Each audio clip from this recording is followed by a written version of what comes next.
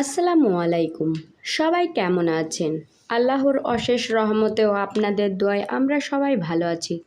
অনেক দিন যাবৎ কোনো ভিডিও দিতে পারিনি। তাসনিয়া অসুস্থ ছিল, প্লাস কিছুদিন আগে ঈদের জন্য বাড়ি গিয়েছিলাম, প্রায় এক সপ্তাহ ছিলাম। বিভিন্ন ব্যস্ততার মাঝে ভিডিও দেওয়া হয়নি। আজকে বাড়ি যেয়ে অনেকগুলো ভিডিও করছিলাম, কিন্তু আপনাদের সঙ্গে শেয়ার করা হয়নি। আজকে চিতই পিঠার রেসিপিটা শেয়ার করব। তার মাঝে মাঝে আমার গল্পগুলোও আপনাদের মাঝে শেয়ার করার চেষ্টা করব। অবশ্যই আমাদের সাথেই থাকুন। চিতই পিঠা অবশ্যই গ্রামে প্রচলিত, তবে শহরে অনেকেই এটা তৈরি করে থাকে।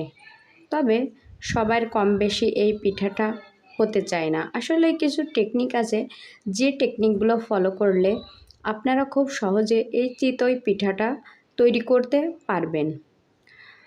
আমরা কিন্তু এই চিতই পিঠা তৈরি করার জন্য ঠান্ডা পানির সঙ্গে চাউলের গুঁড়াটা মিশিয়ে নিয়েছি, আর লবণ।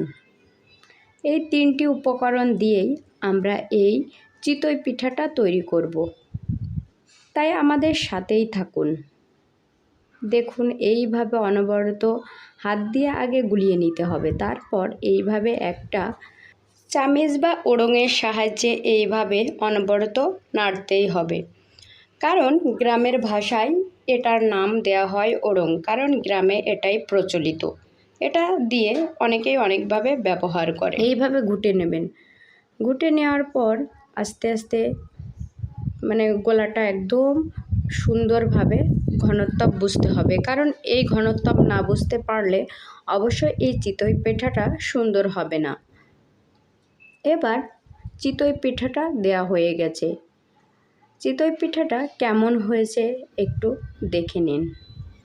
চিতই পিঠাটা কত সুন্দর হয়েছে, কারণ কড়াইয়ে একটু লবণ দিয়েছিল, যার জন্য চিতই পিঠাটা দ্রুত উঠে গিয়েছে। অনেকেই তেল দেয়, কিন্তু তেল না দিলে যদি লবণ দিলে হয়ে যায়, তাহলে সমস্যা কী? এইভাবে এক একটা করে চিতই পিঠা তুলে নিতে হবে। আমাদের চ্যানেলের ভিডিওটি যদি ভালো লেগে থাকে অবশ্যই সাবস্ক্রাইব করে আমাদের সাথেই থাকবেন।